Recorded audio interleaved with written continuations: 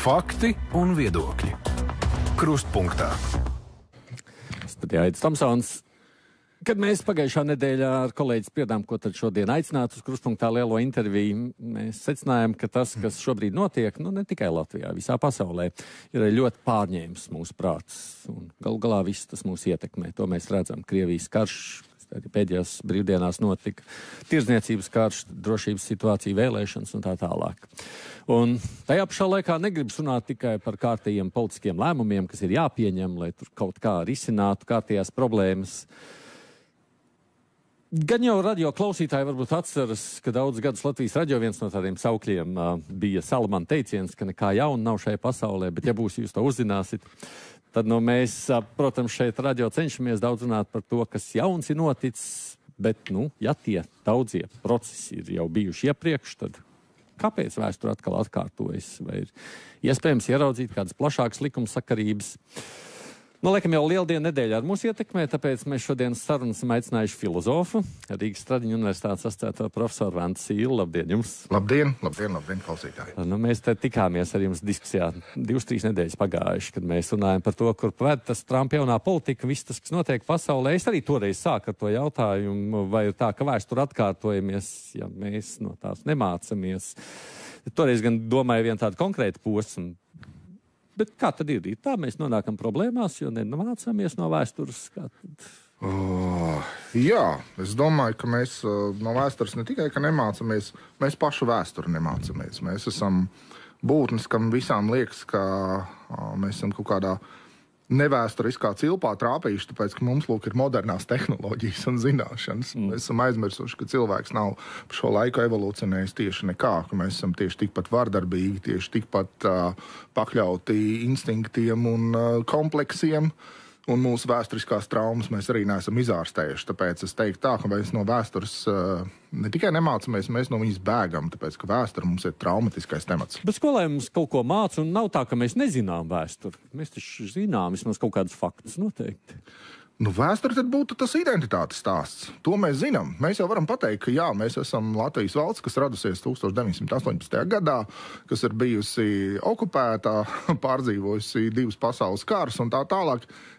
Cits jautājums ir, un vēsture mūs kaut kādā ziņā pieradina pie domas, ka Latvija pastāvēja, ja tā pastāvēja pagātnē, tad jau kaut kā arī turpmāk pastāvēs, un es vairs neesmu pārliecināts par to.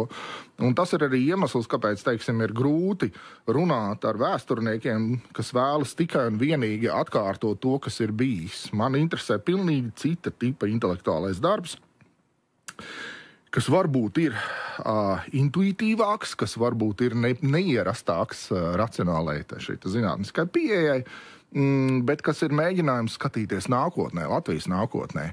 Un tur aina nemaz nav tik priecīga.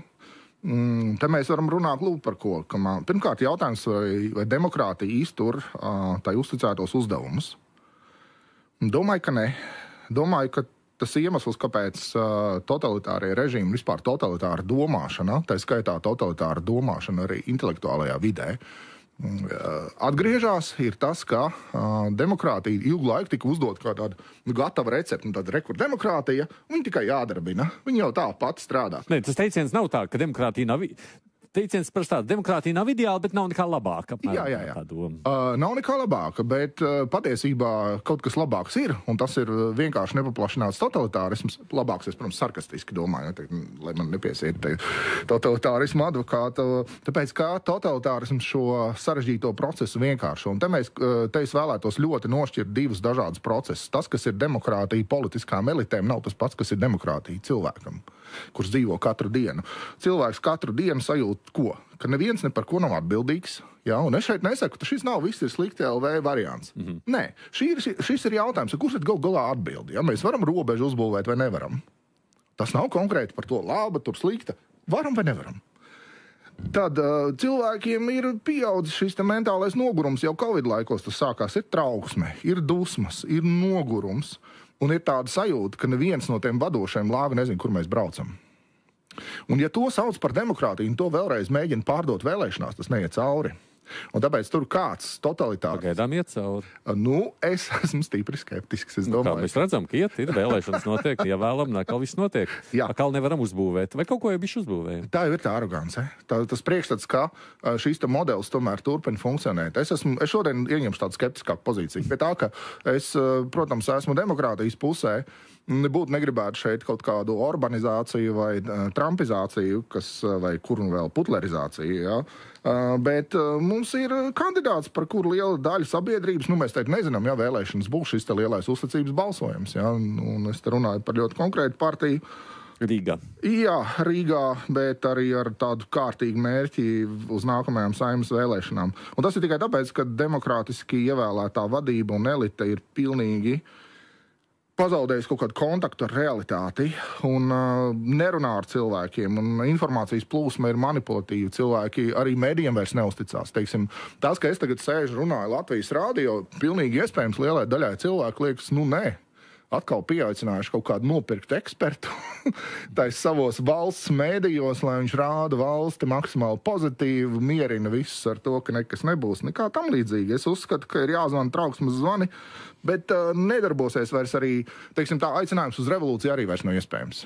Paskaidrošu tagad, kāpēc. Tāpēc, ka nav tā līderais, kur cilvēki sekot.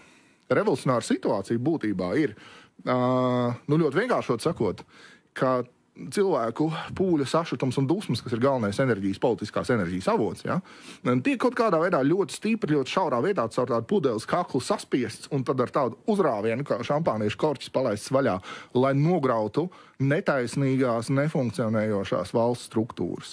Tad lūk, šāda līdera nav. Es neredzu vismaz nevienu. Vai vajadzētu? Nē, tieši otrādi. Šāda līdera nav, un es uzskatu, ka tas atgriež mūs atpakaļ tajā demokrātijas spēlē uz lauciņu numur 1. Uz demokrātiju, kā to, ko angliski sauc par grassroots democracy, jeb demokrātiju no zāles saknēm. Tas ir demokrātija, kas izriet no tavas piesaistes vietai. Šī pašvaldība demokrātija. Šī spēja uz vietas kopienas ietvaros vienoties. Tad taisam parkā celiņus no bruģīša vai netaisam.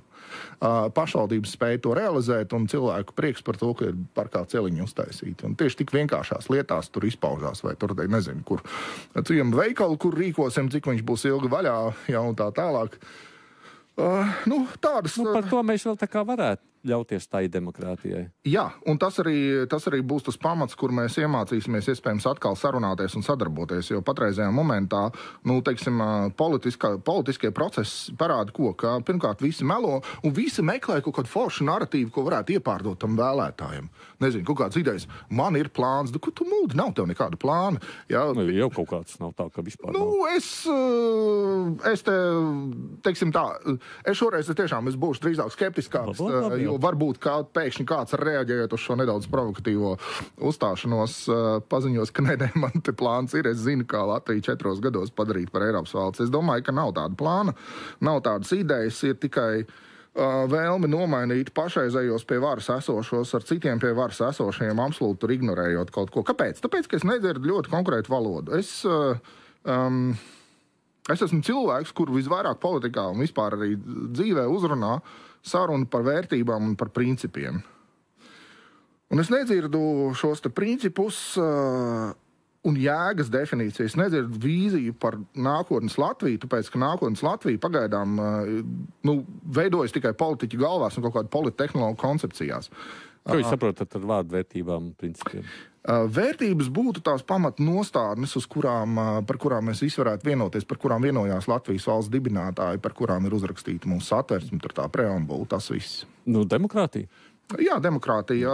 Esam gatavi vienoties par demokrātiju. Es domāju, arī par ģimenes vērtībām varam vienoties, ne? Atkarībā, ko mēs saprotam ar to? Ģimenes vērtības, mīlestība, rūpes, atbildība, cieņa. Vienojamies. Jā. Lūk, un vienojušies par to, mēs tad tālāk jautājam, kā mēs šo varam izpaust dzīvē. Un atbilde te būtu tāda, caur reālu praksi, caur reālu uzvedību, un te mēs arī izgāžamies. Tas ir tas, ko es parasti izjūtu kā diezgan lielu kaunu savu bērnu priekšā, kuri diezgan asi uztver to, ka tad, kad tu viņiem kaut ko māci, viņi saka, bet tev pats tā nedari. Piemēram? Piemēram, nezinu, tu saki, mēs darīsim to un to, un pēc tam nedari. Jā, tad saki, būs tā un pēc tam tā nenotiek. Mūsu bērni patiesībā skatās uz mums un tas te kaut kādā nozīmē varētu arī teikt, ka tā ir mūsu skatiena vienam uz otru. Es sagaidu, ka tas otrs cilvēks rīkosies taisnīgi, atbildīgi un gudri, un ka viņš nenāks man ienīst. Un tāpēc tā pirmā vērtība, par ko mēs pagājušais runājām, un pie kurām es arī gribētu palikt un kā pamatu ielikt, tā būtu jautājums par cieņu. Un es esmu uzdevis sev par likumu cienīt, pašlaik cienīt visus, kas vēlās sadarboties, kuri izpauž kaut kādu brīvo, labo gribu, kas saka, man ir svarīgi Latvijas valsts, man viņa tiešām dārga, un kur es nejūtu, ka cilvēks melo vai mēģina mani izmantot. Te arī apstājamies tagad šobrīd. Man liekas, ka kaut vai tajā pašā demokrātijā, kur mēs tikko pieminējām, vairāk vai mazāk te būs tāda pat partijas, kas kandidē katrā novadā savus skaits. Viņas par šo vērtību, man liekas, viss skaļi runā un saka, ka jā, mēs esam gatavi viens otru cienīt, cieņpilni izturēties, nepiekrist, bet cienīt. Vai tā nav? Uz to vispār balstās jebkura koalīcija, jebkura sadarbības partneri? Jā, cienīt un pēc tam apmānīt. Es to tā redzu un lūdzu turpiniet uzdot neērtus jautājumus. Es mēģināšu, jo citreiz tā paspējuši kāds ar foršu kritisku pozīciju, un tad tu pārsteidz pats sevi pateikdams kaut ko sakarīgu. Es te drīzāk, redziet, tas iemesls, kāpēc es neusticos, un man ir problēma ar to, un es esmu garīgais meklētājs, tā es sevi šeit pieteiktu, un man pietrūks šo garīgo meklējumu politikā, tāpēc, ka ko tad nozīmē garīgie meklējumi? Es mēģinu savu dzīves jēgu izteikt caur to, kas ir svarīgāks par mani, kaut kādiem lielākiem jēdzieniem. Tā būtu varbūt sabiedrība, tā būtu varbūt drošība, taisnīgums, arī tādas kristīgās mīlestības, vērtības kā mīlestība, cieņa un ticība. Un es cenšos šīs vērtības praktizēt, un man drīkst ķert pie vārda, kad es to nedaru. Un es uzskatu, ka tas ir pamats vispār mūsu sarunai par jebko. Lūk, un tajā brīdī, kad cilvēki runā par cieņu, bet mēģina tāpat laikā šķelt un dalīt sabiedrību. Un teikt, šitie jā, šitie nē, šitie te nepareizie, šitie vēl nepareizāk, ar šitie mums vispār nebūs pa ceļam. Nē, mums ir sabiedrība, ir no vārda sabiedroties. Sabiedrotie. Es meklēju sabiedrotos. Es neesmu filozofs, tāpēc es nevaru atbildēt, un man varbūt uzdošu kādu muļķīgu jautājumu, bet cilvēks vai pēc dabas nav tā, ka viņš ir arī uz sevi vispirms orientēts un vērsts? Jā, evolucionārā psiholoģija mums būtībā saka divas lietas. Pirmkārt, kā mēs esam izdzīvo stiprākais, saka evolucionārā psiholoģija, un tas darvinisms jau mūsos ir pamatīgi iesēdies. Tad mēs savstarpēji konkurējam, bet mēs aizmirstam divas citas lietas. Pirmkārt, šī izdzīvošana konkurence ir saistīta tikai un vienīgi ar ierobežotu resursu situāciju. Mēs konkurējam tāpēc, ka resursu nepietiek. Tajā brīdī, kad mēs noorganizējam taisnīgu, atbildīgu valsti, kas rūpējas par to, lai cilvēki nebūtu nospiesti šādā galējā resursu nepietiekamības situācijā, mums nevajadzētu konkurēt, ja vien mēs tiešām necenšamies nelietīgi izmantot situāciju. Un otrs, un tā ir mūsu tiešām caur evolūciju pierādīta īpašība. Mēs esam suga, kas ir spējīga dominēt ne tāpēc, ka mēs būtu stiprākie, bet tāpēc, ka mēs spējam sadarboties. Proti sadarbošanās gan bērnu audzināšanas jautājumos, gan vides drošības nodrošināšanā un pārticības nodrošināšanā, kur, teiksim, kāds mednieks var nomedīt kādu lielāku medījumu, tad visai ciltī ir ko ēst veselu nedēļu, un viņi var labi dzīvot. Un šim medniekam nav vēlmes par lielu naudu tirgot šo labumu, ko viņš viens ir ieguvis. Tāpēc, lai viņam būtu visvairāk visi kā citi. Ja tas tā veidojās, tad mēs veidojam šādu hierarhisku sabiedrību, netaisnīgu sabiedrību. Un tas ir mans pārmetums tai mūsdienu demokrātijai, ka būtībā mūsdienu demokrātija. Un tā ir tā atziņa, ko es atvedu no Junga konferences, kas bija pagājušajā nedēļā Viņā. Atziņa ir baigi foršām, ka demokrātijā, mēs aizmirstam visu, ka grieķu demokrātija veidojās verdzības iekārtā. Ko tas nozīmē? Tie brīnišķīgie valsts vīri, kas tur sēdēja un sprieda par grieķu sabiedrību, tur karot vai nekarot ar Peloponēsu vai ko mēs citu darām. Viņu vietā vērgi āra laukus, spieda olīvē, darīja visu to.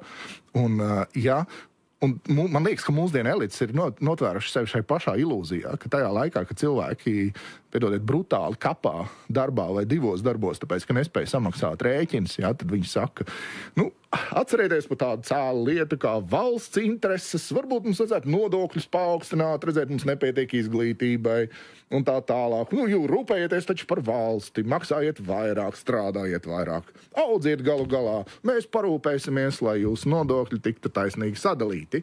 Lūk, tad revolūcija veidojas tajā brīdī, kad cilvēki redz, ka viņu nodokļi netiek taisnīgi sadalīti. Bet šajā brīdī es neredzu Latvijā šo revolūciju, es redzu drīzāk to, ka cilvēki balso caur pesimismu, caur tā saukto sistēmisko nolemtību. Labi, demokrātija, es tomēr mazliet atkāpjoties šeit, demokrātija pats par sevi, tad mums ir tā grieķu demokrātija, kāda ir, vai ne? Mēs vergojam, kamēr tur augšā lemj. Ja? Tāda apmēram tās stāsts. Lūk, revolūcijas arī negribu. Es negribu. Es negribu revolūciju, mums jau 18. gadā esot bijusi. Pilnīgi taisnība.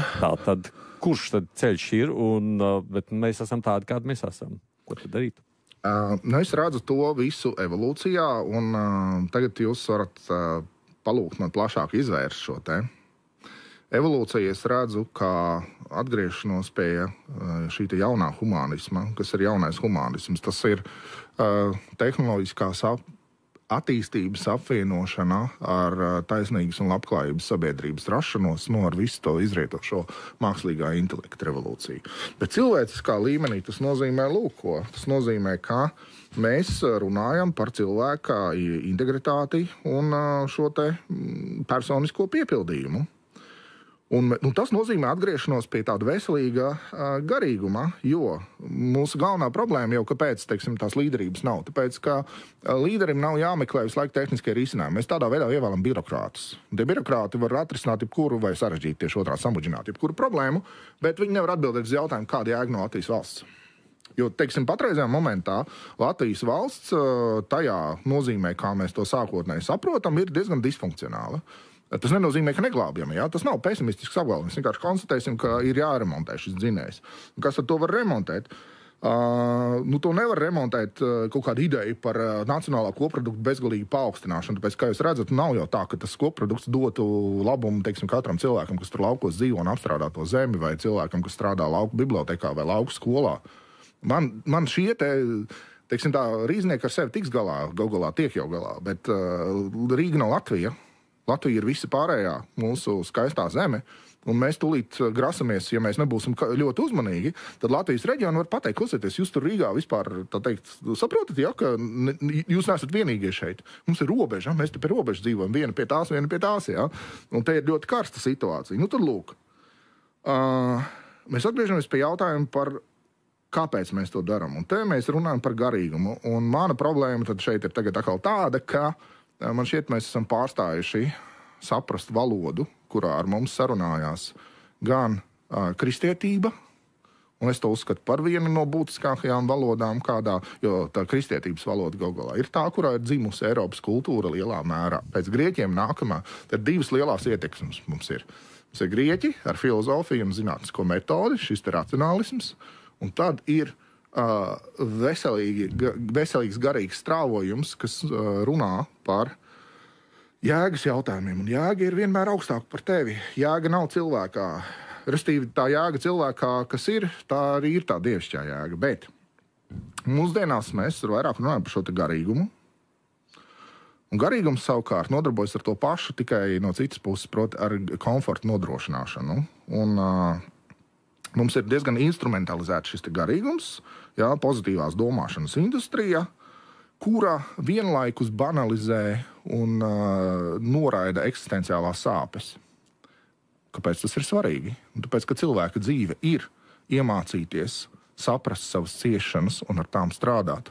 Un ja tev viens pseido guru no Instagram vēstīja par to, ka uz visu jāskatās pozitīvi un visas tavas ciešanas ir izdomājums, vienkārši manifestē visus labumus te un tagad, un sniedz tās augtās ātrās atbildes uz fundamentāliem jautājumiem. Kāpēc es dzīvoju? Ko man nozīmē nāve? Ko man nozīmē tuva cilvēka nāve? Ko man nozīmē mana vecāka vai mana bērna nāve? Ko man nozīmē valsts nāve? psihoterapijā mēs runājam arī par dzīves posmu saistītajām nāvēm. Piemēram, cilvēku apziņu, ka 12 gadu vecumā viņš pēkšņi apzinās sevi kā jau pieauguši un skaudri apzinās šo bērnības nāvi. Tad ir laulība, kas ilgst 15 gadus, un kādu dienu tā nonāk krīzē un beidzās, mēs varam sērot par šo. Un īstenībā cilvēka dzīve un izaugsme ir spējā darboties, strādāt, produktīvi strādāt ar šīm ciešanām, tāpēc, ka tas vairo viņā līdzjūtību, cieņu un mīlestību. Cilvēks iemācās otru mīlēt jau tikai tāpēc, ka viņš redz viņā sevi, savas ciešanas. Par nāvi jums jau te viena gara saruna bija, tāpēc es tajā tēmā nebraukšu iekšā šeit pat Latvijas raidījuma ētrā. Es tikai piefiksēju tos vārdus. Garīguma mērķis ir paša labsajūta, tā? Nē, garīguma mērķis, es domāju, vispār šķiet, ka es atkal negribu te liet ūdeni uz tām dzirnavām, kas te tirgo visu veidu labsajūtu, iepakojot to kā garīgumu, tāpēc, ka arī psihoterapija savulaik apsūdzēja tajā, ka jūs ejat pie terapeita, tāpēc, lai viņš jūsu visādi citādi neveiksmīgo dzīvi jūsu pašu acīs padarīt pieņemamāku un patīkamāku. Un nē, es uzskatu, ka īstas jaudīgas reliģijas jēga ir pateikt, jā, tu ciet, bet tas nekas. Tas nozīmē, ka tu esi dzīvs. Tas nozīmē, ka tu jūti. Tāpēc jau, teiksim, tāds kristietības patos, piedodiet, atļaušos, ir parādīt, ka transformācijas pamatā ir upuris. Bet es neciešu. Labi. Tas nozīmē, ka tad var pilnībā veltīt sevi sociāla labuma vairošanai. Ne tikai. Jā, var ražot fantastisku mākslu, radīt, nevis ražot, piedodiet, zēt kā tā valoda, man arī izjoko. Radīt fantastisku mākslu, mūziku, rūpēties par otru un par viņu ciešanām, jo mēs... Tas, ko es te mēģinu pateikt, ir, ka īsta demokrātija ir tā, kur uzdod jautājumu, vai tiem, kam klājas vissliktāk, ko mēs varam darīt viņu labā. Kā mēs varam viņiem palīdzēt pašiem atrast sevī resursus un piedāvāt viņiem nepieciešamo palīdzību to brīdi, lai viņi pieceltos kājās un dzīvotu. Nevis, teiksim tā, bīdīt kaut kādas abstraktas idejas par solidaritāti un valstiskumu, tur, kur mēs vienkārši, vajag pastaigāt par Rīgu, paskatīties, kā cilvēki izskatās ģērbjās un tā tālāk. Un tur diezgan daudz, ko var pamanīt. Labi, es atgriezīšos pie politikas citādāk. Man sacīs, ka es pa daudz aizgāju filozofiskajā un citu kolēģi lauciņā atgādina tikai šeit mani filozofs Vents Sīles saruna. Pirmnieks, punktā lielā intervija. Raidījums Krustpunktā. Teicāt, ka esat skeptisks un pesimistisks kaut kādās jomās, tad domājat, ka Latvija vēl, ka mums te būs savs Trumps, ja? Domāju, ka jā, un domāju, ka tā ir mūsu pote. Tā ironija ir tāda, ka mūsu Trumps būs mūsu vakcīna pret trumpismu. Protams, mēs pamēģināsim un sapratīsim, ka negribam kādu laiku. Mēs jau varam arī nesaprast. Mēs varam noticēt tai pasakai par to, ka viens salvedis te atnāks un izglābs. Tas nekas, ka tas salvedis tur jau kaut kāds 18. nolējuma. Es arī mēģinu tagad cieņpilni par to visu izteikties, kaut arī man nav nekādas dzīves mīlestības pret to. Bet pieņemsim, ka, jo arī Amerikai Trumps bija vajadzīgs tikai tāpēc, lai parādītu, ka Amerika sen vairs nav nekāda demokrātijas citadele un vispār aizmirstiet par to. Un pašiem amerikāņiem, es domāju, šī ir ļoti veselīga, augsta atmošanās par to, ka, nekāds totalitārisms pie mums nav iespējams. Tā ir iespējams pie jums arī. Mūsu sabiedrības specifika ir tāda, ka mēs esam ļoti īpatnēji iecentrēti uz varu. Mēs no vienas puses baidamies no šāda totalitāra līdera. Mēs domājam, ak, Dievs, atkal mums atnāks apspiedīs, eksploatēs. No otras puses mēs karsti gribam tieši tādu. Mēs gribam to drošo roku, kas atnāks, tad viss saliks pa vietām un tā tālāk. Mēs to gribam tāpēc, ka šai drošai rokai ir jābūt mums katram pašai. Un demokrātijas, vienīgais, kas vispār demokrātiju attaisno, tas, ka demokrātija pārliek atbildību atpakaļ uz vēlētāju. Un tikai jaunās demokrātijās, kas mācās dzīvot, tā ideja ir, ka vēlētājs vēlēšana dienā atkritās no jebkādas atbildības. Viņš saka, es jūs tagad ievēlēju, tad jūs tad ieciet galā. Atšķirieties no manis. Pēc 4 gadiem runāsim atkal. Nekā tam līdzīgi, dārgo vēlētāji. Ja tiks ievēlēts cilvēks, kas ļoti ātri, un Amerika 2 mēnešos zaudēja tik daudz, ka man likās, es muti vaļā varu stāvot skatīties, ja viņi gadiem būvē savu reputāciju, savas politiskās attiecības, tur ar Ķīnu, ar vidējiem austrumiem, ar visu pārējo, un pēkšņi viņi šitāds te vienpēc un vēl sabiedrotajiem uzliek tarifus virsū. Un cilvēki saprot, ka caur dolāru notiek represijas, un viņi sāk atteikties no dolāra kā no valūtas. Nu, respektīvi, Amerika šajā te otrajā Trumpa prezidentūrā, es domāju, būtībā padarīs sevi par diezgan iekšēji sakonfliktējušu valsti, un mums ir iespēja kļūt par tieši tādu pašu. Jums ir diezgan izteikti tāda divkopienu sabiedrība, mums ir vēl arī sabiedrība, kas nav spējīga vienoties par veselu virkni citu jautājumu. Mūs vajag tikai pareizi sarīdīt. Mēs viens otram rīkli pārgrauzīsim un atnāk šeit kāds trešais spēks un pateiks, nu, mīļiši, tas taču netiekat galā. Jums vajag kaut kādu tādu foršu vadību. Un tas totalitārais vergs, kas dzīvo vēl tajā paudzē. Es pats esmu dzimis Padomju Savienībā 1977. gads. Es ļoti labi atceros to, kāda tā bija dzīve. Un es nesen vēl uzdevu sev jautājumu, kāpēc cilvēki ar tādu nostalģiju atcerās padomju gadus. Un tagad būs visnepieklājīgākā manas runas daļa. Es uzskatu, ka tā ir šī te propagandas pornogrāfija. Tāpēc, ka propaganda spēja iztēlot diezgan neciešamos dzīves apstākļus kā kaut kādu sociālistisku utopiju. Un cilvēks, kurš nav pieredzis brīvi un kritiski domāt, un es šeit to lietoju abas divas ar lieliem burtiem, ir drīzāk gatavs noticēt propagandai, nekā izdarīt secinājumus no tā, kāda ir viņa dzīve. Jo viņa dzīve primāri ir atbildīga no viņa paša, un viņa spējas vienoties ar saviem līdzcilvēkiem par sadarbību.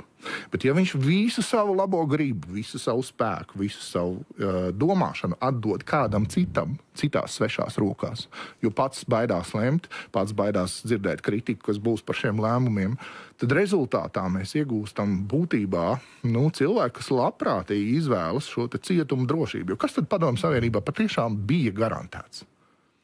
Tas, ka tev kaut kāds ēdiens būs, kaut kāds apģērbs būs, un kaut kāda draņķa naudiņa tev tur maksās par tavu darbu, kur tu varbūt dari, varbūt nedari. Viņi zina, ja tur tie stāsti par to, kā cilvēki darba vietās tur gadiem nav strādājuši un vienkārši saņēmuši naudu par neko. Tas diezgan pazīstams arī mūsdienu intelektuāļiem, kas veiksmīgi apgūst naudu visādos pētījumu projektos, kad palasa tos nosaukums, tad matas atceļās. Tā muļķības pilnīgi spēta. Kā zinātne? Zinātne. Aizgājam, tu nē, tā mēs aizpildēsim tālu prom. Atgriežoties, vai tas pats attiecas arī uz ulmeņu laikiem, tā saucamajiem? Te es kas attiecās uz autoritāru režīmu, tad es teiktu tā, ka man tomēr satrauc ulmaņu diktatorisms. Tas, ka, jā, tur tā politiskā situācija, es domāju, viņi nebija neko diži krāšņāk par mūsējo. Arī visi ar visiem bija saplēsušies, tur nebija, kas valsti vadīja. Un tā ir mūsu pirmā pote. Un šīs potes darbību mēs nespējām izbaudīt, tāpēc, ka būtībā visas sekas varēja uzvelt pēc tam Staļinam un Hitleram. Un mēs tā arī nesapratām, ka būtībā tas bija Ulmanis, kurš nevienojās ar igauņiem un lietuviešiem, ar mūsu brāļu tautām. Lūdzu, atceramies. Igauņi un lietuvieši, un somi, un zviedri, un poļi, un ukrāņi. Tie ir tie, ar kuriem mēs tupēsim tūlīt visi vienos ierakumos. Un ja mēs to nesaprotam, un ja mēs nostājamies brālis pret brāli, mēs neesam pelnījuši nekādu brīvību, mēs nemākam to brīvību aizstāvēt ar humānām metodēm. Par potēm runājot, mazliet viņi vēl tādu atkārtošoties uz Amerikas. Jūsuprāt, Amerika savukārt to poti tā kā imunitāti izveidos? Vai cik labs jautājums? Te es tieku izaicināts sakot, ka tātad ir jāspēj iedomāties kāds nākotnes scenārijs. Manā skatījumā Amerika pašlaik saņem tik daudz šoka, cik daudz viņi nav vēl saņēmusi līdz šim. Vai Amerika atgūsies un kad tā atgūsies? Tas ir interesants jautājums. Viena no versijām varētu būt, ka Trumps pirmo termiņu otro termiņu nenostrādās pilnībā, ja, ka tur viņš sastrādās tik daudz pretlikumīgu lietu, ka tomēr tā impeachments, ja viņa atstādināšana amata būs... Nāks Vents, vai kā viņi tur uzvārdā, jā. Pasargdies. Nākamais viceprezidents ieņem. Jā. Vēns, es vienkārši, mans vārds ir Vēns. Nē. Es vienkārši Vēns bez spēja. Jā, skaisti, jā. Nē, J.D. Vēns nāks. Un, nāks viņš, un tas būs vēl interesantāks. Un man ļoti spēcīgi iespaidu atstāja filma, kas saucās Pilsoņu karš, kas ir tā ne pagājušā, tad ne aizpagājušā gada. Ir tāda studija A24. Viņi uzmodelēja, kas notiek, ka tāds trumpisms uzvar, ka Amerika reāli sašķiļās, tur viena štata pret otriem karo un kā tas viss izskatās. Un tas prezidents tur, un tur tā ideja ir tāda, ka tur kaut kāda grupiņa žurnālisti ceļot ar tiem frontes līnijām, sastop tur kaut kāds normāls, tad tur sastop pilnīgs tur fašistus, kas tur ir izrekuši bedri un vienkārši līķis tur krāmē iekšā, un tur tāds brīnišķīgs Džesijs Plemons, tas ir viens no tādiem alternatīviem amerikāņu aktieriem, sarkanās brillēs, ar automātu rokā prasa, tas redz, ka jūs esat amerikāņi, bet kādi veidi amerikāņi jūs esat, ja? Un tad ir skaidrs, ka viņš viņus nošaus. Ko viņš arī tur beigās izdara. Un viņi tiek līdz tam prezidentam. Viņi grib viņu intervēt. Un vienīgais, ko prezidents var darīt, tas ir tādā triceklīgā, vispār tādā manierē pateikt, tikai sakiet viņiem, lai viņi man nenogalina, un tad viņi tuf un nogalina. Tā, protams, ir režisora ekstrapolācija. Režisors mēģina iedomāties, kas tur notiek, bet principā, un tas cilvēks, tas aktieris, tā kā velk drusku uz tā J.D. Vance, tādu portretēju, viņš kaut kas tāds vidējs starp Trumpu un J.D. Vance, viņam ir Trumpa korpus, bet J.D. Vance tāds savā ziņā jaunība. Proti, ka amerikāņu arī viņa trauma savukārt ir prezidenta nogalināšanas trauma. Ja? Kopš Kenedija, viņam joprojām jautājums, kurš nogalināja Kenediju. Jo Kenedijs bija, savā ziņā nekronētais Amerikas karalis. Un viņš tik daudz jaunu lietu un tik daudz pārmaiņu uzsāka, ka viņš ļoti bija nokaitinājis tur vietējās varas iestādes, un viņas bija ļoti nobijušās par tā brīža, kaut kādu status quo saglabāšanu. Tā kā Amerika var vēl paflirtēt ar prezidentu nogalināšanu un pilsoņu kāru, kas abi ir viņu tāds lielās nacionālās traumas. Tā es būtu atbildēt. Protams, tā tad sacīt, vai tā būs pota ar imunitāti, mēs vēl nevaram šobrīd. Ja? Nevaram. Savukārt, vai tas kaut kā palīdz mums, kas skatāmies Eiropā uz to, ka mēs pastamies bāc, kas notiek Amerikā, varbūt, ka mums nevajag savu Trumpu? Arī nepalīdz. Tiekam galā. Tur Slovākijā tāds ir, tur Ungārijā. Nē, mums jau arī Francijā kāds mēģina, un Vācijā mēģina, un visur jau mēģina, vai ne? Proti, es domāju, vai Amerikas diezgan, no Eiropas skatu punktu tomēr satraucošie notikumi nobaidītu, ka mēs sacītu, nē, mēs tomēr turamies mazliet pretī šādam trumpismam. Jā, bet Tomsona kungs, tāda mums ir jādara tas pašiem. Tā ir jādara, bet vai būs tā? Es ļoti ceru, ka būs. Tomēr. Es vispār runāju. Cerība ir. Es runāju tāpēc, ka, saprotiet, viens no maniem skolotājiem, te jācitē, Kārlis Gustavs Jungs, ir pieturējis diezgan aktīvu pozīciju saistībā ar dzīves notikumiem. Un viņa, kāpēc es šo grāmatu šodien paņēmu līdzi, tāpēc, ka viņš šeit raksta, ka, aptuveni trešdaļa manu pacientu cieš nevis no kaut kādas klīniski definējamas neirozes, bet no bezjēdzības un tukšuma savā dzīvē. Cilvēki mokās ar to, ka viņi nevar nodefinēt sev cienīgu transpersonālu mērķi. Tad lūk, es šādu mērķi esmu nodefinējis sev. Mans transpersonālais mērķis ir atgriezt veselīgu saikni starp garīgumu, nosacīt baznīcu, sakot, un akadēmisko vidi. Un teikt, ka, ja mēs nepadarām garīgo vērtību audzināšanu un garīgas uzvedības, un ar to es domāju tieši uzvedību saskaņā ar savām vērtībām, principiem, nekāds citu garīgums tur nebāž iekšā, un tas pat nav konfesionālis, viņi nepiesaista vienai konfesijas, nesaku, tas ir katoļu, luterāņu vai pareizticīgu vai budistu vai vēdistu vai kāds cits garīgums. Nē, es saku, ka mēs varam atgriezties pie jautājuma par to, kas ir mūsu tās vērtības, par kurām mēs esam gatavi dzīvot un mirt. Tieši dzīvot un mirt nemazāk, nesamazinam likmes. Jo man absolūti neapmierina doma, ka mans dzīves mērķis ir, dabūt profesora amatu, profesora algu un tā visu mūžu dzīvot uz tā visu un gozēties saulīti un teikt, kāds es malacis un cik man labi sanācis. Nekā tam līdzīgi. Šie ir zemi mērķi priekš patiesas sirds deksmes. Nu, tie pašā laikā, iespējams, es domāju, ka vienai lielākai daļai jauniešu neinteresē ļoti dziļāk iebraukt, tāpēc, ka viņiem dzīve priekšā un viņu rēķina un domā par to, kā viņi izveidos, nu, lūk, jūs pieminētos zemos mērķus. Un tie viņiem ir svarīgi tajā brīdī, nevis garīgums. Jā, bet tad es šādi definēju. Nu, pats priekš sevis, nu, man teiksim tie... Nu, jūs jau piedodiet gados cilvēks. Jā, man...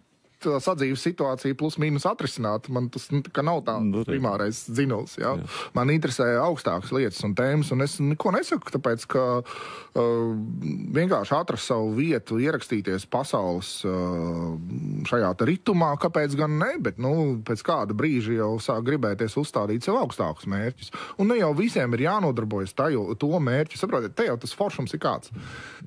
Mērķus mēs definējam katrs paši. Bet tad, kad mēs, un Grieķu civilizācijas viens no spēcīgākajiem punktiem ir tieši viņu filozofiskās diskusijas, ko pēc tam pārņem, būtībā kristietība izaug no neoplatonisma. Ja, Plotīns un tā, visi tie tilti caur Augustīnu, viss pārējais. Es par filozofisku. Jā. Skaidrs, ka ne jau Platons, tā teikt, uzrakstīja Bībeli, bet runa ir par to, ka šīs te idejas par cilvēku kā primāri garīgu būtni, lūk, tas mani interesē. Man interesē, labi, tu esi kurvnieks. Kas notiek tavā dvēselē? Parunāsim par tavu dvēseles dzīvi. Ja tu, protams, pats par to vēlies runāt, ja es tev tagad neuzbāžos un neuzplījos, jo pasaka, Dievs, ka es te mestos kādu apgaismot. Ja? Jungs saka, arī nākamajā lapas pusē, es vienkārši šīs grāmatas nesāju līdzi, tāpēc, ka ir ļoti forši reizēm palasīt gudrāks par mani. Viņš saka, kas attiecās uz tās augtiem normāliem cilvēkiem, man ir vēl mazāk, ko viņiem piedāvāt. Man nav nekādas gatavas filozofijas, kur es varētu viņiem izdalīt, tā teikt, paciņu formātā. Man arī nav. Un tas ir tas prieks, un es to demokrātiju saskatu tieši šajā vērtību plurālismā, ka mēs varam likt tās vērtības uz galda un teikt, hei, paskatieties, atnāk viens cilvēks, saka, man vērtība ir, man ļoti patīk fizika, man vērtība ir fizika. Otrs saka, man vērtība ir augvalsts. Trešais saka, man vērtība ir jūra un tās dārguma zivis un viss pārējais. Un mēs šīs vērtības saliekot kopā, uztaisam pietiekami interesantu mozaīku, kur cieņpilni koeksistē diezgan dažādas pasaules izpratnes. Tas ir, mēs varam runāt šeit arī par sekulāro garīgumu, kas arī ir viena būtiska tēma. Un to visu es ierosinu atgriezt skolās ideju par šo te salīdzinošo reliģiju zinātni, nevis, lai nodarbotos ar reliģijas propagandu. Man liekas, nav nekā drausmīgākā propaganda gan politiskā, gan reliģiskā, gan, piedodiet, arī akadēmiskā. Ja drīkst, es mazliet tādā sānceļā šo tematu pajautāšu. Mēs redzam, jūs tur sakāt, lūk, kaut vai vienoties par šādām te garīgām lietām dažādām. Mēs redzam, tikko bija pirms mēneša viena diskusija mūsu pašu sabiedrībā par to, Rīgā varētu celt mošeju. Ārprāts. Mēs neesam gatavi celt mošejas. Nezinu, vai mēs esam gatavi, mums vajag vispār celt mošeju.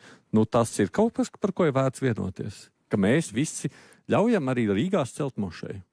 Mums, ka pirmām kārtām vajadzētu pašiem saprast, vai mēs vispār, ko mums nozīmē šīs garīgās sakrālās celtnes primāri. Un es tagad aiziešu nedaudz, lūdzu, neķeriet mani pie vārda. Es negribu runāt par to, vai Rīgā vajag vai nevajag celt mošeju, tāpēc, ka es uzskatu, ka man nav kompetences par to spriest. Tas, par ko es gribētu jautāt, mēs savas baznīcas spējam piepildīt. Mēs spējam savu ticību padarīt interesantu cilvēkam. Mēs uzturam kvalitatīvu dialogu starp reliģijām. Un te man jāsaka, ka īstenībā to mēs diezgan labi uzturam, jo vismaz kristīgo konfesiju sakarā, es nezinu, varbūt jums cita pieredze, bet cik es saprotu, parunājot ar arhibīskapu metropolītu Zbigņevu Stankēviču, mums te nesen bija ar viņu saruna, ļoti skaista. Viņš man arī uzdāvināja savu grāmatu, šo te, ko vadas rietumu pasaule, un tur es esmu pasmēlies dažas idejas šodienas diskusijai. Es biju pārsteigts par to, cik fantastiski iedvesmojoši var būt kaut kas šķietam tik tradicionāls kā katolicisms un tā vadītājs. Tad lūk, un šī diskusijas ar reliģijām, manuprāt, ir tā, ko varētu rīkot televīzijā un skatīties, kā šīs konfesijas pašas aizstāv. Nevis, ka to politiķi izlēma būvēt mošē vai nē. Lūdzu, kristīgo un citu konfesiju pārstāvi nāciet klajā un paskaidrojiet savu attieksmi pret to. Man ļoti interesanti būtu paklausīties viņa argumentācijā. Es gribētu dzirdēt, kā, piemēram, viens pareizticīgais stāsta, vajag vai nevajag būvēt mošeju. Un tur esošie musulmaņu kopienas pārstāvi, ar viņi tur iesaistās argumentācijā. Lūk, tas būtu raidījums, ko es būtu gatavs skatīties uz krēslu maliņas sēžot. Nu, protams, tāpēc to jautājumu galu galā varbūt mēs neesam baznīcā gājuši, mums neinteresē viņu piepildīt, bet mums ir kaut kā tā sajūta, lūk, vēsturiskais kultūras, tas ir mūsu, un citu svešo nelaidīsim iekšā tomēr. Bet tu paņemam to sev. Beidzam būt tie, kas paši uz baznīcu neies un citiem neļaus būvēt. Saprotiet, tas jau ir tas mūsu kaut kāds tāds paradoks. Es tā uz baznīcu vispār bet tad mošais nekāds nevajag. Kas tas pa viedokli? Ejiet uz baznīcu, pārlieciniet savus bērnus, ka šī baznīca konkrētā ir vislabākā pasaulē, un te jūs dabūsiet to piepildījumu un dvēseles dzīvi, kas mums ir nepieciešama garīgās veselības noturēšanai. Jā, lūdzu, dariet to.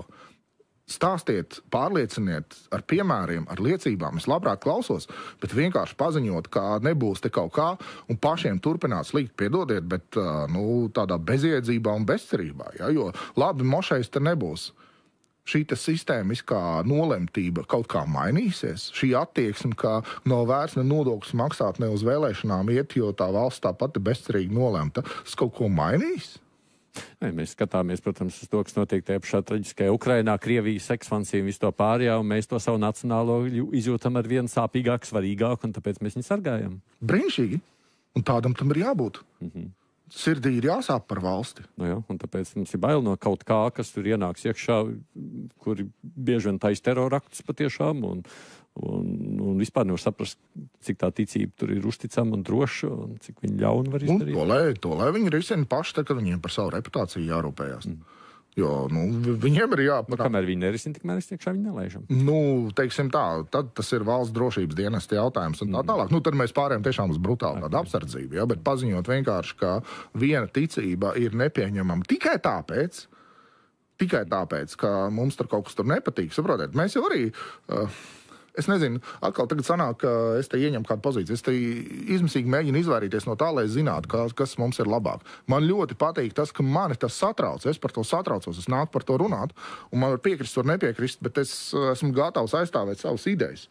Un man gaišā piemiņā ir ideja, ka divi ticīgi cilvēki, ja viņi patiešām tic šīm te pamatvērtībām, un arī islāmā Dievs ir saistāms ar mīlestību. Ja viņi patiešām tam tic, ja viņi paši ir īsti musulmaņi, ar viņiem var sarunāties. Drīkst es to sadaļu, par ko mēs iesākām runāt, vēl aizvadīšu uz vēl vienu jautājumu. Tas ir stāsts par lēmumu pieņemšanu. Īsnībā arī jūsu kolēģi Latvijas Universitātē šobrīd mēģina atbildēt uz jautājumu un arī aizvien tādu pasākumu, proti, vai ir iespējams sabiedrībā izveidot kaut kādu tādu jaunu sociālu kontraktu vienošanos, kā tad mēs labāk varētu kopā pārvaldīt visi valstu kopā. Vispār domājat, ir tas iespējams? Es pats esmu daļa no tā pētniecības grupas, tāpēc viņi esmu arī es. Jā. Lūk, es savā šajā jautājumā aizdomājos par to tiešo demokrātiju, kas ir viens no veidiem. Mēs redzam, kā Šveice visticamāk tas lielais piemērs, ka tauta vispār pieņem lēmums. Kā jums šķiet, Latvijā šis ir ceļš izejams, ka mēs varētu kļūt par vēl vienu Šveici, kurā tad tauta pieņem lēmumus? Ne tikai par rotaļlaukumiem, ko jūs sacījāt, bet par tālāk. Vairāk. Par rotaļlaukumiem, par mošajām, par ceļu būvniecību, par visu uz pasaules. Par pensiju, par budžetu. Jā, par tiem pašiem vējģeneratoriem. Jā. Un tā tad arī būs tā demokrātija. Mēs esam vienkārši pietiekami maziņi, lai mums demokrātija varētu būt tiešāka nekā kur citur. Redzi, mums atcerieties bija referendums par latviešu, par valodu, valsts valodu, kurā tika savākt paraksts par to, vai krievu valodai dot otro valsts valodu. Mēs aizgājām, es domāju, kā ļaudis, kā sabiedrība, nobalsojam diezgan pārliecinoši, bet nobijāmies no tā, ka šāds jautājums vispār tiek uzdots un ka kaut kāds tāds, kaut kā varētu izslīdēt. Un tāpēc mēs vispār aizvērām to ceļu uz referendumiem ciet. Būtībā, vai ne? Protams, tāpēc, ka valdībā sēž cilvēki, kas baidās no tā, ka viņas varētu vienā brīdī sapulcēties un izmest ārā. Tas ir pilnīgi skaidrs, tas ir rūpes par pašsaglabāšanos. Un te jau mums tā demokrātija neiztur šo testu. Bet mums arī ļoti liela sabiedrības daļa, un tajā brīdī bija liels atbalsts. Arī sabiedrībai bija atbalsts tiešām paceļam tos slieksni tā, lai te nevarētu visu laiku referendums par tik būtiskiem jautājumiem. Ja mēs ieviestu, un tas te vienkārši tur bija citi laiki un citas tehnoloģijas. Tā pētniecības grupa strādā pie aplikācijas, kas būtu saistīta tieši ar šādu lēmumu pieņemšanu, kas ļoti līdzīgi būtu, kā visām mūsu ierastajām aplikācijām, nezinu, tur. Es te lietoju, degvielas aplikāciju, kur tad man ir aplikācija ar banku, tad man ir vēl ar kaut ko, veselības apdrošanu, viss man ir elektroniski.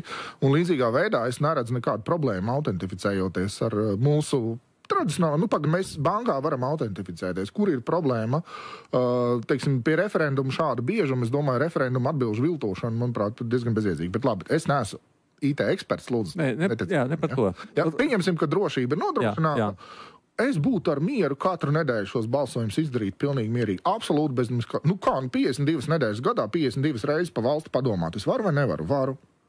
Tepat piekdien sēdēja Ikstenkungs, jūs kolēģis, Latvijas universitātes profesors, kurš sacīja, paskatāmies to, kas notiek Amerikā un redzam, kāpēc nevajag mums tautas vēlēt prezidentu. Pieņemsim viens arguments, sakot, ka tauta nespējas pieņemt saprātīgu un gudru lēmumu. Viņa noticēs. Un, protams, mums var manipulēt, mums ir propaganda, informācija un vispārējais. Mēs pieņemsim aplamus lēmumus. Jā, līdz brīdim, kad sāksim pieņemt pareizos. Tā pati tauta dibināja Latvijas republiku caur saviem pārstāvjiem un cīnījās par to, lejot asinis. Tā ir tā pati tauta. Tā pati tauta stāvēs barikādēm. Es mazs puika biju, man bija 13 gadi, es gāju, es dzīvoju netālu no Vecrīgas. Es gāju skatīties uz tiem ugunskuriem, uz tiem vīriem, kas tur sēdēja, un gaidīju nevar saprast nāvi vai brīvību. Bet tāpat tauta Krievijā ievēlēja Jeļcinu, pēc tam tāpat tauta ievēlēja Krievijā Putinu. Brīnišķīgi, ļoti labi, lai viņi iet savu ceļu, savu attīstības progresu. Mēs tā kā baidāmies, mēs arī ievēlēsim savu Putinu un... Ja mēs tik ļoti baidāmies, tad jālec Daugavā. Es uz to jautāju, lūdzu, tāpēc... Vai nav tā, ka viena liela daļa šīs te problēmas, kādas šobrīd rietuma demokrātijā, ir tieši tāpēc, ka mēs baidāmies saslimt? Tāpēc mēs darām visu, lai nesaslimt un nemaz neļaujam izveidot imunitāti. Tā nav? Jā, es tā domāju. Es domāju, ka mēs tagad ejam cauri tādai kā savu veidu pusaudzībai. Mēs esam zaudējuši to romantisko ilūziju, ka Latvijas valsts tas ir kaut kas pats sevi uztur. Vienkārši, kā vienreiz dabūjām to brīvību, tad tālāk, tad tur viņš pats kaut kā nokārtosies. Nekā tam līdzīgi, ja. Brīvība un demokrātija un valsts ir trauslas lietas, kuras ik pa brīdim nonāk sistēmiskās pretrunās pašas ar sevi, un mums kā sabiedrībai ir uzdevums vēlreiz un vēlreiz un vēlreiz un vēlreiz un vēlreiz un vēlreiz atjaunot brīvību, neatkarību, demokrātiju, uzticamību, saliedētību, solidaritāti. Tas ir mūsu darbs, tas ir mūsu pilsoņu pienākums. Un ja mēs to paši nesaprotam, mēs nekādu brīvību neesam pelnījuši, tad mēs uzreiz apguļamies uz vēdera un bučojam to zābaku, kas pie mums atnāks, un nav kā viņi sauc. Ar kuru karogu tas pārstāv. Saprotiet, Latvija ir tik brīnišķīga vieta, te ir daudz vietas, te ir diezgan tīra vide. Te, jebkurā gadījumā kāds dzīvos, vai tie būs latvieši, krievi, spāņi, zviedri vai vēl kāds, šai vietai, diemžēl, tukšai nestāvēt. Mūsu uzdevums ir, lai te runātu latviski, dziedātu latviski, lasītu latviski. Tas ir mans uzdevums. Mans, es saku tagad. Pats savs. Un ja es spēju pats sev pateikt, vecīt, tu esi atbildīgs par to, lai cilvēki, ar kuriem tu esi pasniedzējis, labs, slikts, nezinu, bet kaut kāds pasniedzējis jau esmu, tev bērni, lai viņi mīlētu šo valsti tā, kā tā to ir pelnījusi, lai viņi cienītu viens otru, tā kā mēs viens otru esam pelnījuši cienīt, un lai mēs spētu runāties un sadarboties. Un tad, ja mēs šo darbu godīgi izdarām, tālākais jau ir Dieva rokās. Drīkst es vēl mazliet pie tās pašas Šveices. Mēs atceros, tad, kad referenduma jautājums bija aktuāls, mēs te daudz sacījām, jā, bet mēs viņus atbrīnojam. Jo, ja mēs uztaisītu referendumu, pieņemsim, paceļam visiem pensijas 2000 minimālā. Mēs droši vien aiziet uz referendumu laimīgi nobalsot. Un tad nobankrotētu pēc kaut kāda pusgada, un tad es nezinu, ko tālāk. Tāpēc mēs neļaujam rīkot referendumu par budžetu. Jā, bet es teiktu tā, ka mēs te visu laiku dzīvojam tādās ilūzijās, it kā turpmākie gadi būs kaut kas baigi drošs un garantēts. Nē, turpmākie gadi būs smagu pārbaudījumu virtene, kuriem šis ir pats vieglākais. Pats vieglākais kādā ziņā, tāpēc, ka to mēs tagad risinām pie galda abstrakti sarunājoties. Bet jautājums par to, vai ir maize, ko likt galdā vakariņā saviem bērniem, tas ir ļoti konkrēts jautājums. Un šis jautājums ļoti daudz pamudinās domāt.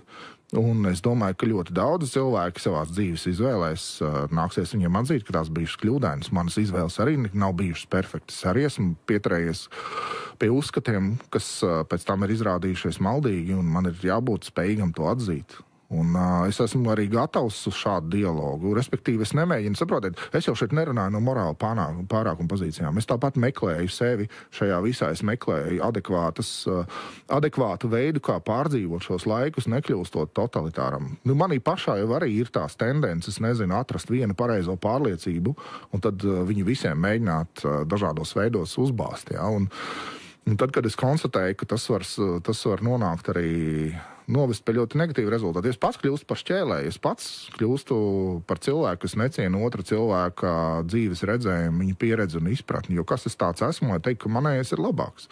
Es varu mēģināt pārliecināt, ka manas teiktā ir kāda jēga, bet uzspiest to otram, tas būtu tik kļūdaini, tik maldīgi. Un es to esmu darījis reizēm. Teiksim tā, man nav lepnums par katru savu padarīto darbu, bet es arī augu. Mēģinu, cenšos pilnveidoties. Tas ir tas, ko es lieku galdā.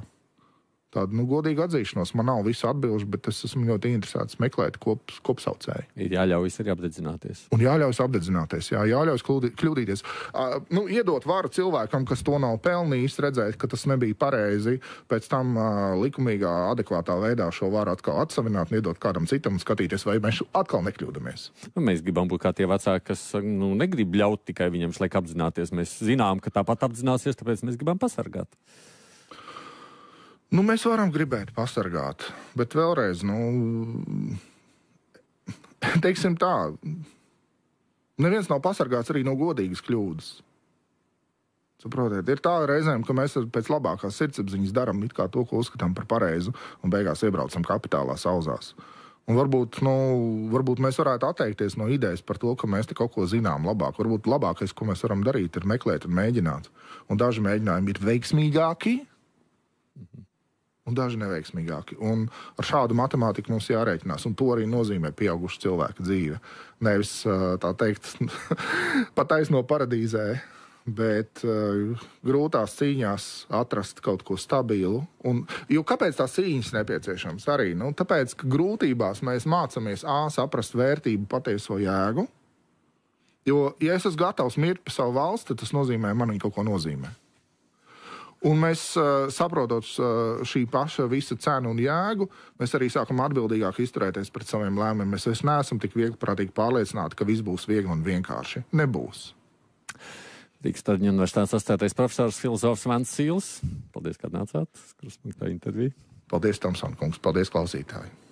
Par pašvaldībām mēs runāsim un par iekšējām un tādām praktiskajām un tūlītējām izvēlēm arī ir, mēs zinām, vēlēšanas ir priekšā, saraksti ir iesniegti, vēlētājiem būs jāizdara izvēle, kur tad ir tā saspringtākā cīņa gaidām, kādu jautājumu vēlētājs uzrunās visvairāk, rīt kolēģiem ārēji ir diskusija par šo tematu. Bet šodien gan Krustpunktā izskan, producentu raidījumam ir Evi Junām, un studijā šo sarunu vadīju es, Aidis Tomsons.